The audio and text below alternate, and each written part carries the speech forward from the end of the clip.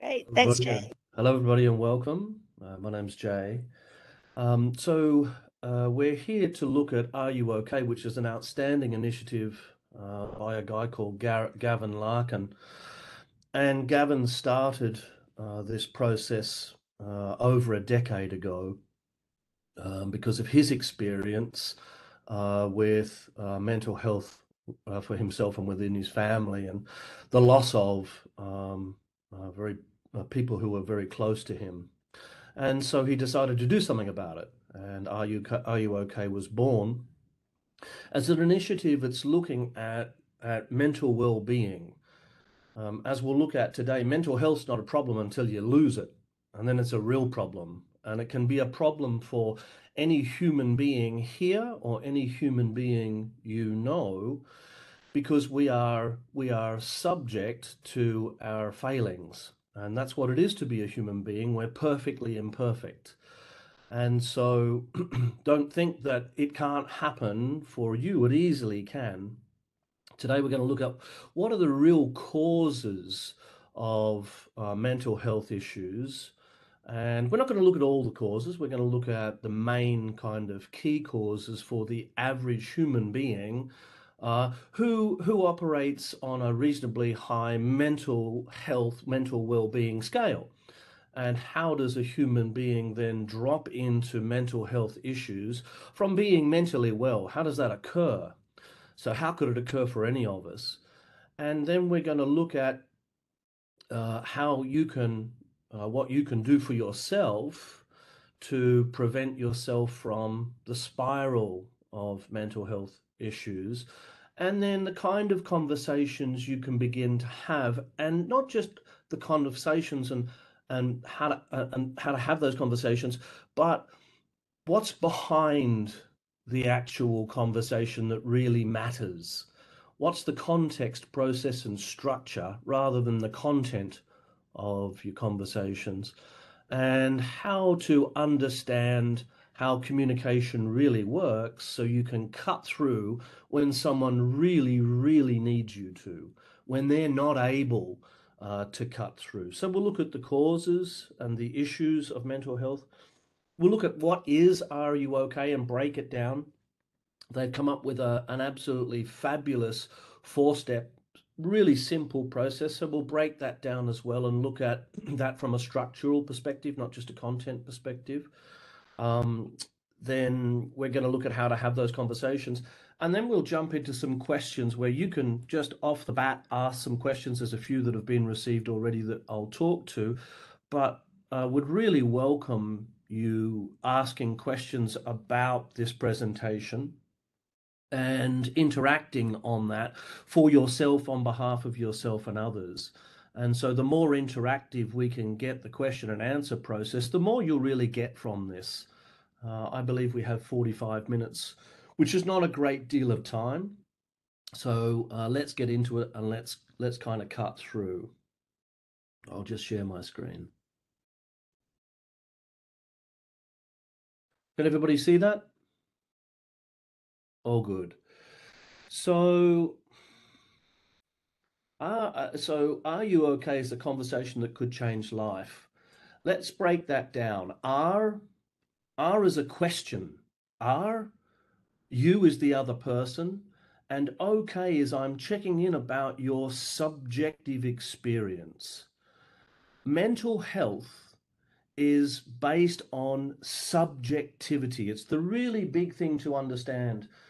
In working with really high performance athletes, athletes get themselves into some very dark places because of the pressure that is upon them. Whether you're, on high performance boxing, tennis, as we've seen Nick Kyrgios recently, go through some big mental health issues over as he goes through his ups and downs.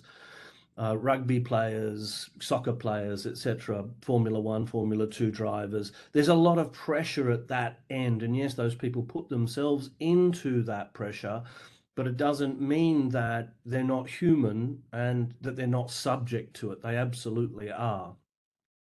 So, mental health is really about your subjective experience. And so, we're going to look at where are the controllables in your subjective experience. Where can you take responsibility for, and what can you take responsibility for within your experience, and what sits outside of your experience and is okay to let go of, to stop trying to be what we call over responsibility. So, are you okay is asking questions about another's subjective experience, about their mind, body, emotional state. Now, the mind, body, emotional process is a single process. They're not separate. Your mind, you've never had a mind separate to a body. You can't have a body separate to a mind. And your emotions are subject to both your physical being, because your emotions are experienced in your physical being, and in your mental being. And so that's one system. We can break it down into chunks so that we can talk about, those elements as if they exist on their own. But in reality, they don't exist on their own. They're all part of the same system. So that means we have three ways into mental well-being: through the mind, through the body, and through your emotional experience. So we have three leverage points. And so it's important to understand that and important to know that as we start going through this presentation.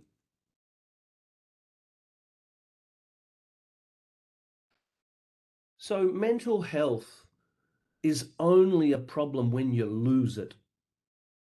It's only a problem when you don't have access to a healthy way of seeing, a way through seeing reality's problems.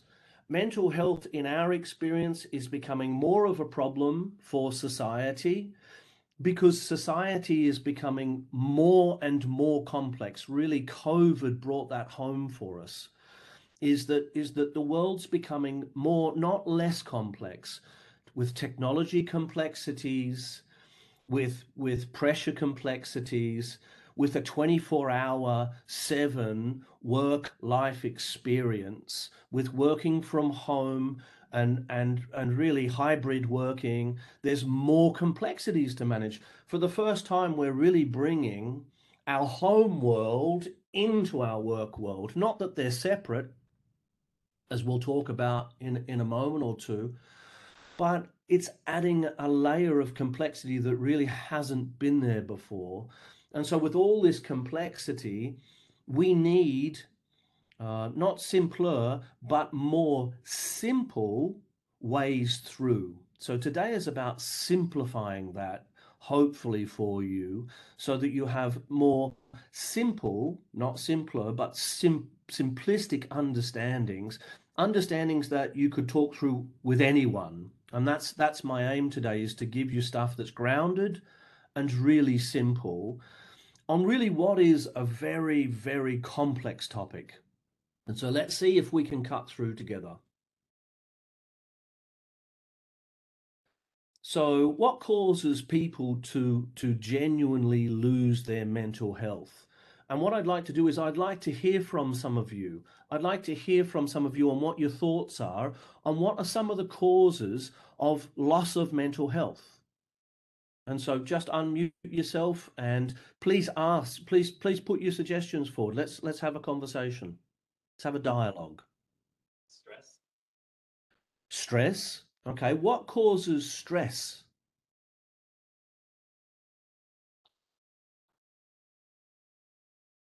What are some of the causes of stress? Work overload and kids. Yeah, yeah.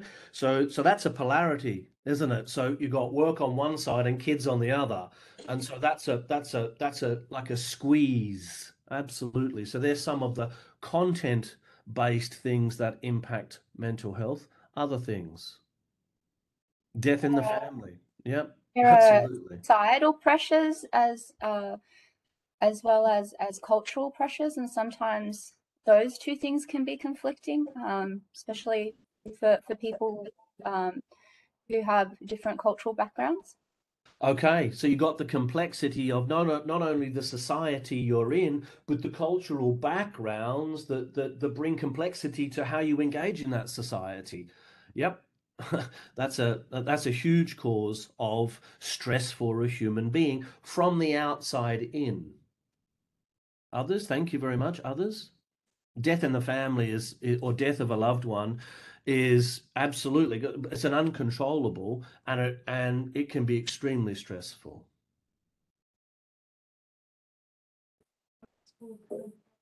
Financial stress.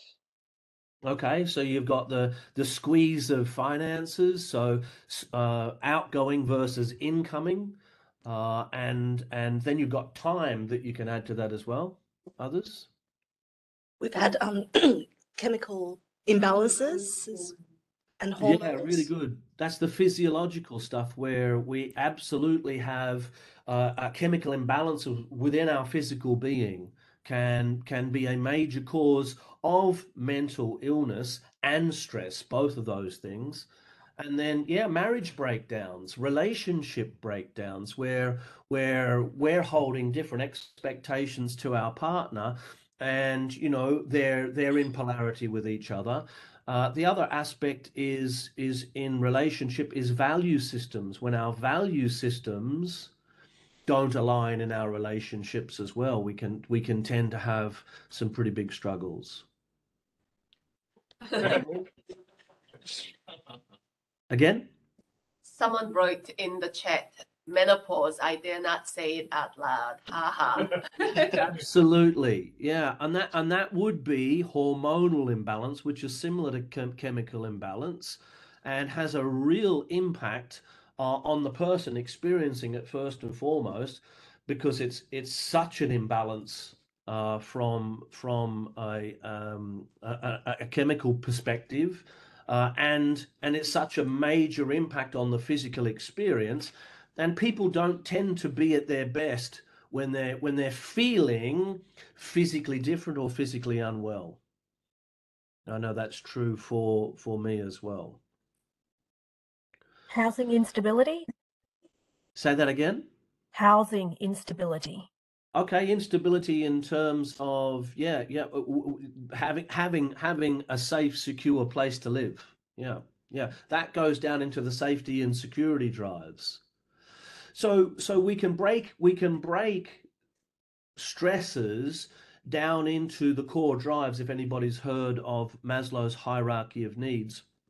And so we've got our physical experience, we've got safety and security, we've got belonging, we've then got esteem, we've then got education, and then we move into self-actualization. So it can happen at any of those levels.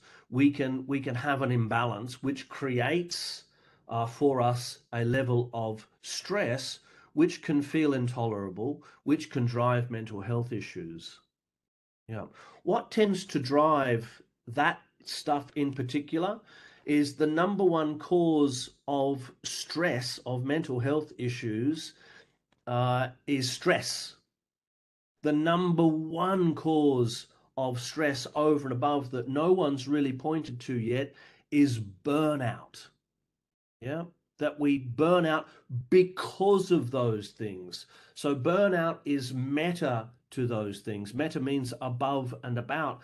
That burnout is driven by those things, but is also creates a greater impact on how you experience those things. And so if burnout is the number one cause of stress, then let's have a look at how we do burnout for ourselves, yeah, and what we can do about that for ourselves, because burnout is also, whilst a lot of the stuff that we've looked at is external, we've looked at a bit of the physiological internal stuff. We haven't looked at a lot of the psychological internal stuff that drives burnout, that drives stress, that drives mental health issues. So let's have a look at the internal mental strategy causes of burnout. So number one are our cognitive biases. Yeah, and cognitive biases are our biases for how we experience reality. They're our thinking patterns. They're our habituated ways of thinking.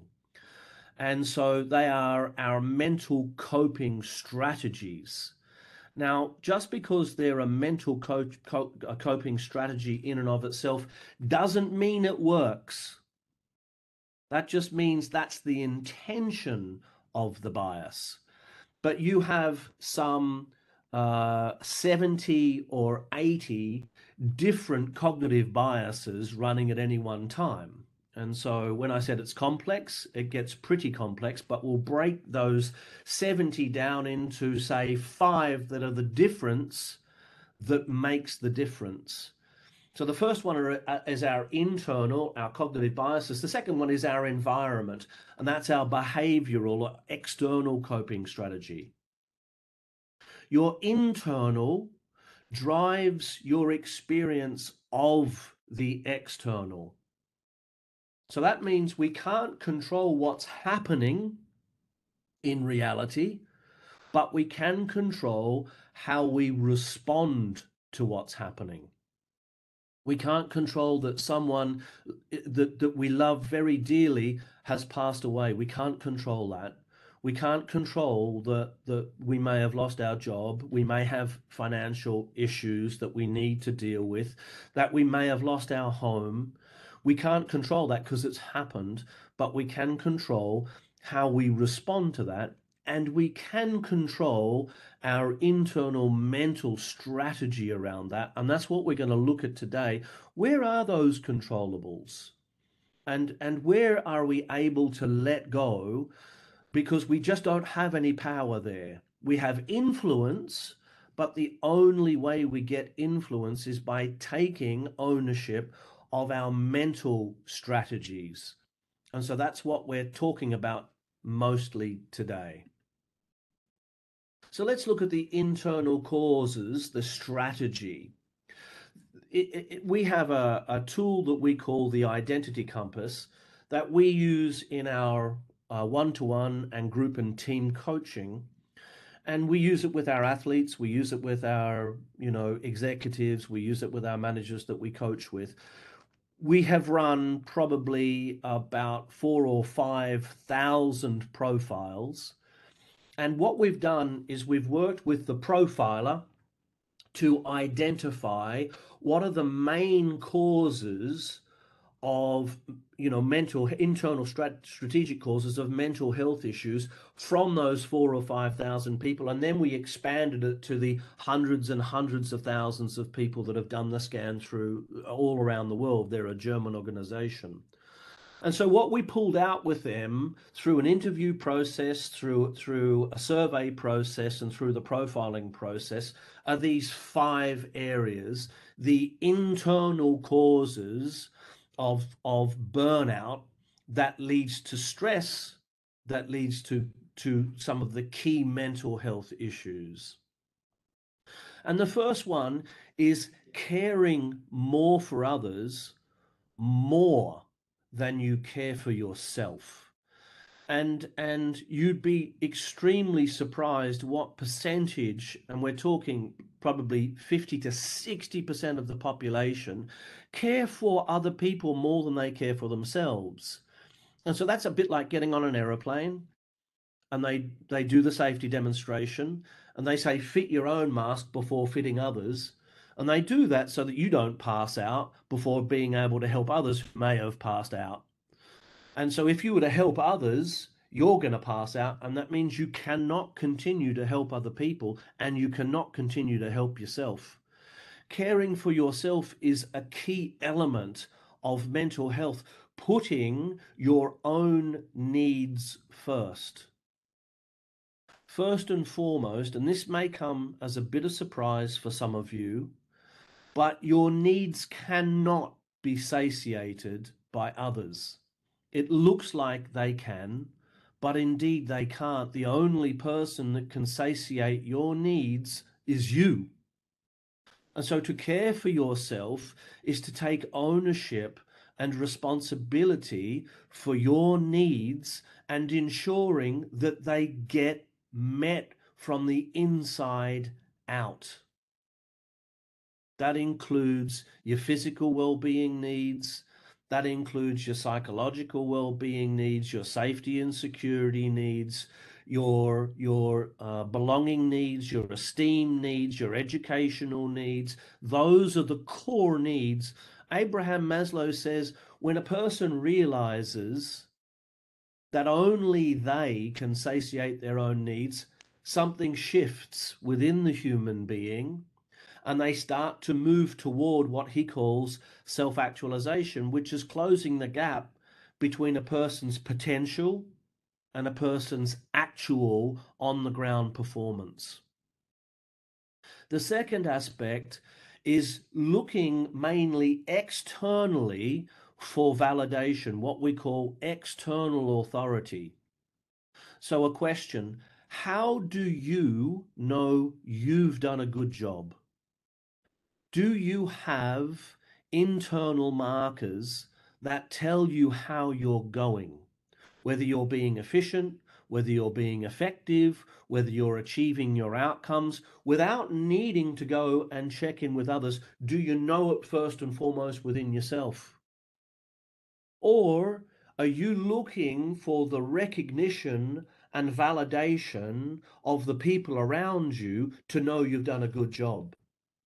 So if you overcare for others and you mainly validate yourself through external authority, then you are beginning to become at a high risk for burnout, which drives stress, putting you right in that sweet spot for mental health issues, for a spiral.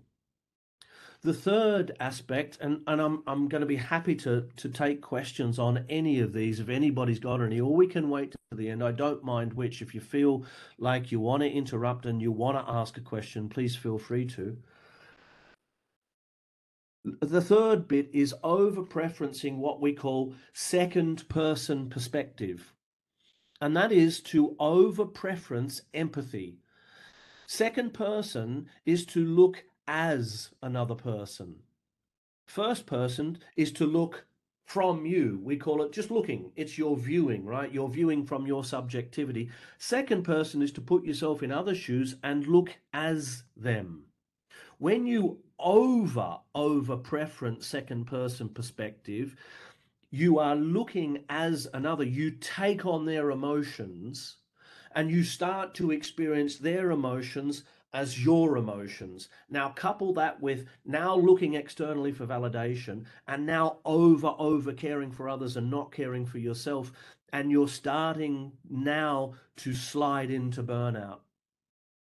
If you then step into under responsibility, we'll talk about what responsibility is in a moment. You can only be responsible for 4 things. When you start to not take responsibility for those 4 things or be over responsible, that is, you start to take responsibility for those 4 things in others, that is, thinking, feeling, speaking, and behaving. When you start to take responsibility for someone else's thinking and feeling, they're communicating and they're behaving, then you're putting yourself at greater risk. The final one is referencing the past and projecting it mentally into the future.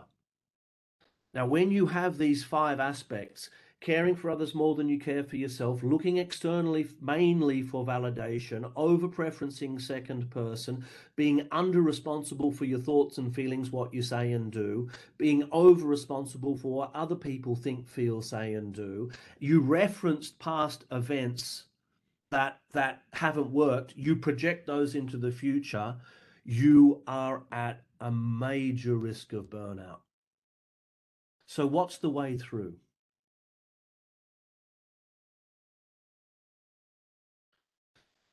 The way through is to reverse those, is to look at it from the other end of the polarity.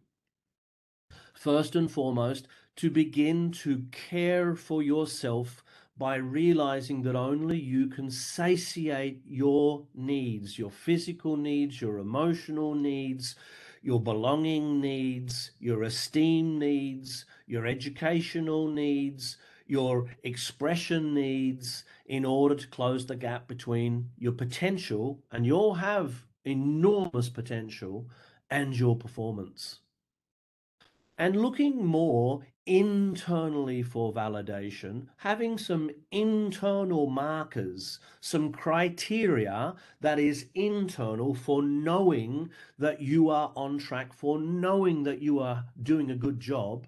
It's okay then if you know and you're fairly certain you're doing a good job for you to go check. There's no problem with that. But when you over reference other people, you're over referencing their beliefs, their values, their identities for your experience. Their subjectivity is different from yours, you may notice. And so to reference other people's subjectivity is to reference their view of you, their beliefs of how you should show up. Now, whilst those beliefs have some social validity, they may not match with what's true for you. The third aspect is preferencing what we call third person perspective, which is to move to more objectivity. Third person perspective takes the emotion out of things and looks at it like a scientist looks through a microscope. You won't find too many scientists tearing up when they look through a microscope at cancer. What they're interested in is what's happening with the cancer, how's it moving, how's it growing, how's it developing, how can it be thwarted, and how can it be ultimately stopped? They're looking at something. They're not looking through second person perspective on the person on which the cancer is on. They're just looking at it. So to take a third person perspective and look at reality is part of the way through. Healthy responsibility, and we'll look at that in a moment, is to take responsibility for what you think, feel, say, and do. Those are your only powers. That is the only area you have responsibility for. And instead of referencing the past and projecting it into the future, referencing the present moment. So when we care for self, we put ourselves first. We look more internally for validation. We preference the third person objective perspective and take the emotion out of it and look at the situation. When we take responsibility for what we think, feel, say, and do, and we reference the present, we bring ourselves back to actually what's happening in reality and what it is we can do about it. We start to step into our power. So, conversations for health. We are relational beings, and with relational beings means we're subject to each other. So we're social beings, yeah? And there are something that science discovered in the 60s called mirror neurons, and it was the start of what we call now neuroscience. And mirror neurons are the neurons within our brain that have us copy each other. And they first discovered them in chimps. And so when one chimp was trying to open a coconut in a study, and it was got a rock and it was banging it on the coconut, and another chimp decided it was going to bang the coconut on a rock, and it split the coconut. The moment that that happened, a second chimp and a third chimp and a fourth chimp began to mirror each other and began to, instead of bang the coconut with a rock, began to bang the coconut on the rock, having more impact and more effect. Suddenly that became a tribal social way of getting nutrition. And so mirror neurons exist within us as mammals. All mammals have access to them. And that is, we unconsciously model each other. So this is the brilliance of the simplicity of Are You OK? Because it's a modeling process. It's coming out of the internal monologue that drives us, that holds and maintains us in our mental world, and it brings us out back into the real world and into conversation. And so they've broken it down into a simple 4-step conversational process using a conversation between self and others, bringing us out of our internal monologue. And so the 4-step process is pretty simple. It's ask, which is the power of questions. It's listen, We call that levels of listening. It's encourage, which is responsibility 2 and 4. And it's checking in, which is what we call the communication loop. So ask, listen, encourage, check in. Let's have a look at ask, the power of questions. So, are you okay, first and foremost, is an absolutely fabulous question to ask somebody when their performance changes.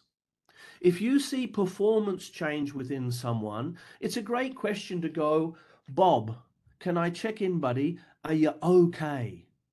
Because what it does first and foremost is it expresses care. And secondly, it starts up a conversation. Bob may say, I'm fine, why do you ask?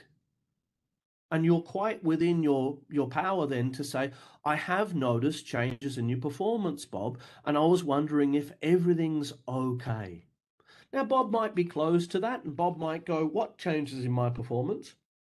And so you better be able to point to some actual changes that you are seeing in someone's performance in the real world that is discussable. But first and foremost, to be able to go, are you okay? I am seeing shifts in your performance, and I am a little concerned about something maybe happening for you that you may or may not be aware of. Are you okay for a chat? Is a form of genuine care. So questions can chunk down into specificity. What specifically, where specifically, when specifically, particularly when Bob may reply to you, I'm absolutely fine. How specifically are you fine, Bob? Where specifically are you fine? How's it going in your personal? How's it going in your professional? How's it going in your relational? How's it going in your financial? How's it going across these areas for you? And this all presupposes you have relationship. I wouldn't be asking those questions if you didn't have a high quality relationship, because you may get resistance. Resistance is first and foremost an expression that you do not have rapport. So being able to ask any question of another person presupposes you have rapport first. If you get resistance, it's an indicator that you don't have rapport. And so rapport is essential. It is the glue that drives relationship. The second set of questions are called self-reflexivity questions. Are you okay is a self-reflexivity question in and of itself. So first, let's look at the levels of listening. At the first level of listening, we got download listening.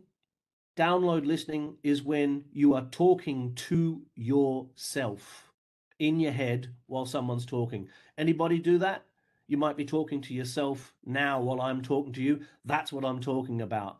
That's the conversation. That's called download listening. Unfortunately, it's very difficult to listen to yourself and listen to another. The second form of listening is called factual listening, which is listening to the facts that are being delivered and the facts that are pertinent to what's important to you. The third level of listening is called empathetic or relational listening, and that's starting to second position with some third person perspective as well, so that you don't get too caught up in second person perspective. And the fourth is sacred listening. And sacred listening is open heart, open mind. It's having no agenda, no need to get to the point, no need to take the conversation anywhere. It's just to actually openly hear someone. When Are You OK talks about listening, it's talking about sacredly listening to another human being just so they can be heard. It's part of the mirror neurons process of modeling openness and modeling that social connection that brings people out of their mental spiral. The third area is responsibility. There's a guy in our area in developmental psychology called Colin Cox, and he coined the expression, no one can drive you crazy unless you give them the keys. And so let's look at what that means.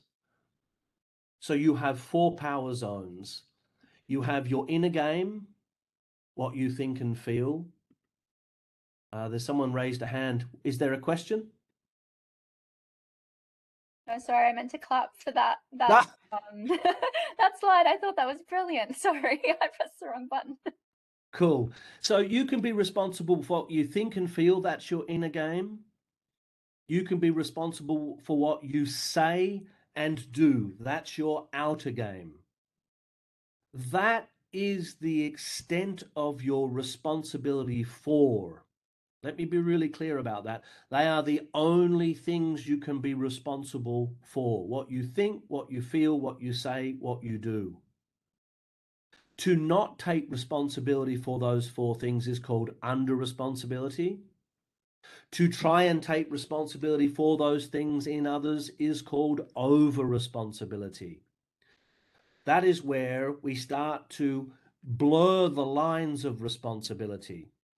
So you can respond to others, but only if you'll take responsibility for your thoughts, your feelings, what you say and what you do. And hence, no one can drive you crazy unless you give them the keys. The final one is to check in, and it's the final bit. It's called the communication loop. And so you send communication through your meaning-making structures. That communication is received through their meaning-making structures. That is, your beliefs, your values, your identity, and your cognitive biases. Those are your meaning-making structures. When you send communication out, you're sending it from your beliefs, your values, your identity, your cognitive biases. When they receive that communication, they delete, distort, and generalize it based on their beliefs, their values, their identity structure, and their cognitive biases. So what does this mean? It means that we cannot be sure how someone receives our communication unless we check in. And checking in means inquiring is to, just before we finish, so I know I've communicated effectively, what is it that you were able to catch? What is it that you caught in my communication? What are the key themes that we discussed here today? And if you ask that question, you'll be absolutely shocked at the deletions, distortions, and generalizations that people run. But unless you do check in, and this is the part of check-in that's really important, you can't be sure how it was received. So checking in is part of that mirror neuron process. It's part of the social connection. It's part of closing the communications loop. So we ask questions, specific, what specifically, where specifically, when specifically. When someone gives us global answers, we can ask people to step back and think about their thinking. That's the ask process. We've got the listen process. We've got the encourage process, encouraging responsibility. And we've got the check-in process. So there's the four core elements of Are You OK in a nutshell, to keep it simple. I'd like to open the floor now to questions that people may have that you may want to ask, that you may like some answers to. So open the floor over to you.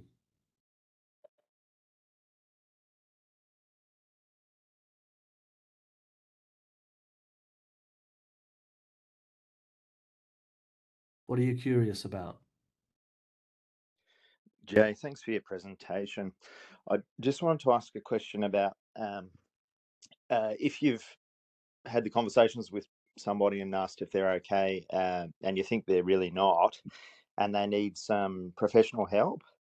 If there are any tips around steering someone towards actually accessing, counselling or some other sort of services, rather than just suggesting that they need to and then they don't do anything about it.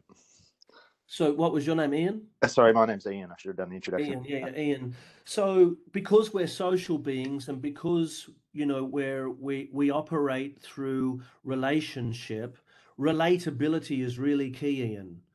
And so, you know, you sharing an example of a time when you were struggling and how you went and found it okay and how that helped you will probably really help someone else.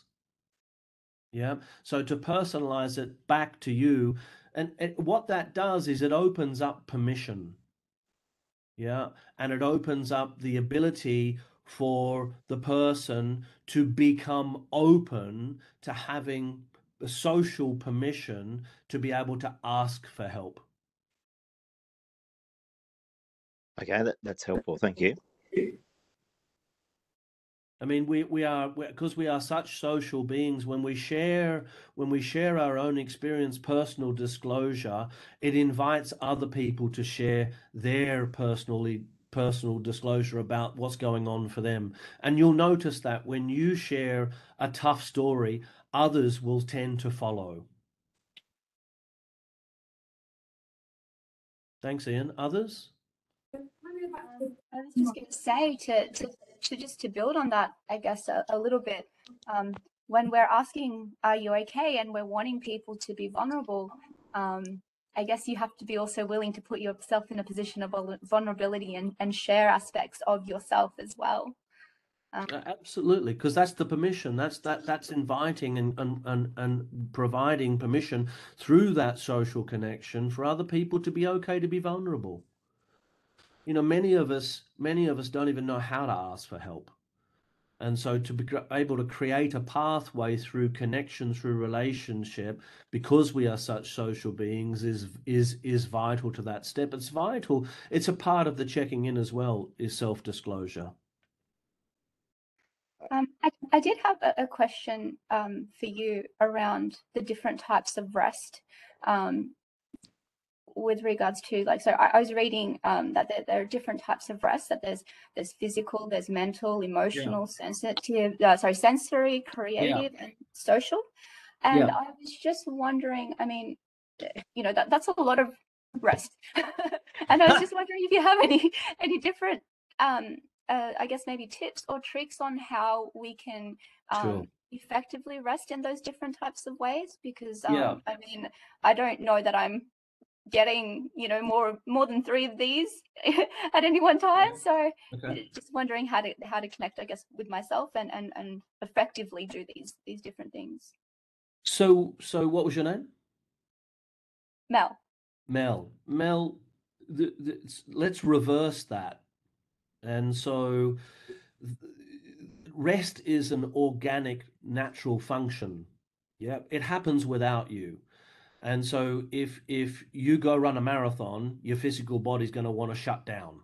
Yeah, that if you know, you exhaust yourself mentally, your mental system's going to want to shut down. The question isn't, because you could Google, you know, tips, but tips are the symptoms. They're like a band-aid for the symptoms. What we need to do is step back and look at the causes. How are you stopping yourself from resting? How are you stopping yourself from being physically tired, because it's a natural organic process? How are you stopping yourself from being mentally tired, socially tired? How are you stopping yourself from doing these, and inquiring into your own experience on how you're becoming part of the problem? A lot of people look outside for where's the issue out here, but we know that whilst there are pressures out here, the mental strategy for most people is the problem. We know that because some people can handle immense amount of stress without having any mental illness whatsoever. And other people can have a small amount of stress and really struggle.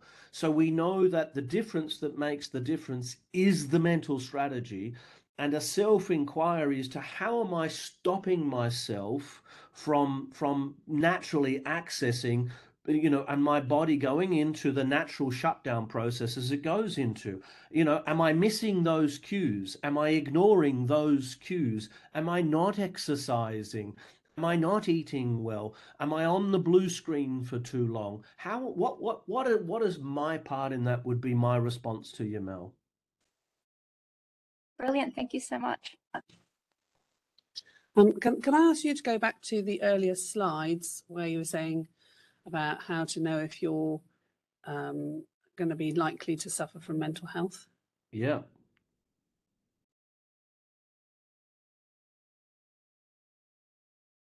So I really like this. This is really good. And from my personal point of view, I'd like to share a quick story. So for the caring for others more than caring for self is something that I share a lot with other people. Years ago, when I was about 16, I went to the doctor. My mother suffered with depression, and he actually said to me at the time, he said, "You can't do anything for your mother. You need to go, sorry, you need to go home and look after yourself before you do anything." And that was probably the most powerful thing I was ever told as a child. Right. Sorry, I'll get myself together. Anyway, Yeah. this is something that I've really passed on to people throughout my whole life because it was very powerful. Right. Yeah. Sorry, I'm still getting a bit upset Yeah. about it. But Because caring for yourself is how you care for others. That unless you put yourself first, you've not got the resources to enable you to be there for others when they need you. yeah, and he was really, really clear about that, and it really gave me permission. Actually, this is what I wanted to get across to people. It really gave me permission to actually be selfish for the first time in my life, because I felt horribly selfish, because I felt this was somebody who was desperately in need of my help. Yeah. But he said, you can't do that for her. All you can be is strong yourself, so that, you know, if she does fall to pieces, you can kind of be there for her. So that was really useful, and something that's been powerful for me over the years, and something I've passed on to people who have come to me, you know, struggling. I've always said, look, you know, give yourself permission to look after yourself first. But anyway, what I wanted to ask you was looking mainly externally for validation. Now, this is something that I do all the time. How do you change from being like that? Because I fundamentally am that person. Yeah. Do you have an internal criteria for knowing you've done a good job? Well, yes, I do, but Okay. it still matters to me more that other people are happy with what I'm doing. Okay. Can I ask a question? Yes, please do. What do you believe about looking externally for validation? I think it's actually in my makeup that I'm like that. I saw a really good podcast once about, do you look at yourself from the outside, or do you look at yourself from the inside? I don't know if you've ever seen this. You draw a Q on your head, and so, I'm going off track here, but some people look at themselves from the outside, and some people look at themselves from the inside. And I'm definitely an outside person, so I think I'm fundamentally like that. So I don't know how I could change. Well, there's the belief that you're most likely going to need to shift, because can you hear that belief is locking your experience in and giving you no alternative? Yeah. So that would be the first thing. So all development happens through 4 processes. What was your name? Paula, all development happens through 4 processes. The first is intention. The second is awareness. The third is choice. The fourth is response. You can't change anything until you become aware of what is the positive intention of that belief. And it's likely that it's not conscious. It's likely that it's unconscious, which means that it's driving your experience. And so by bringing a belief into the conscious world and scrutinizing and analyzing it by asking the question, how do I know to believe this belief? As you begin to inquire into that belief, what's this belief grounded in? What's the evidence to support this belief? How do I know to believe this belief? By doing that work, you begin to bring the belief into your awareness. You now have awareness of the belief through time, through experience, in the moment. When you can do that, it opens up choice. When you have choice, you are able to respond differently. And so awareness is critical. we have a saying, Paula, and that is talent is overrated and practice is underrated.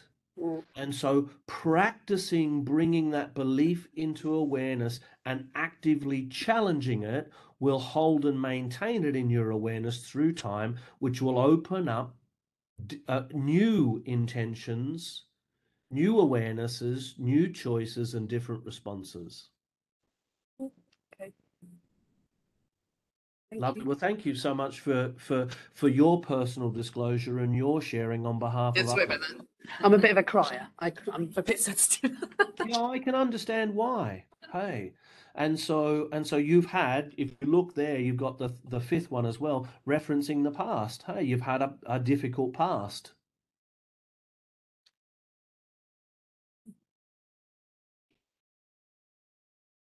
Any other questions? Jay, Anton here, Anton Benjamin. I wanted Anton? to ask a question. It almost goes back to what Ian had early indicated. And, you know, when you're speaking to someone, and I assume that you've got the rapport because you said resistance indicates you don't have rapport. But Right.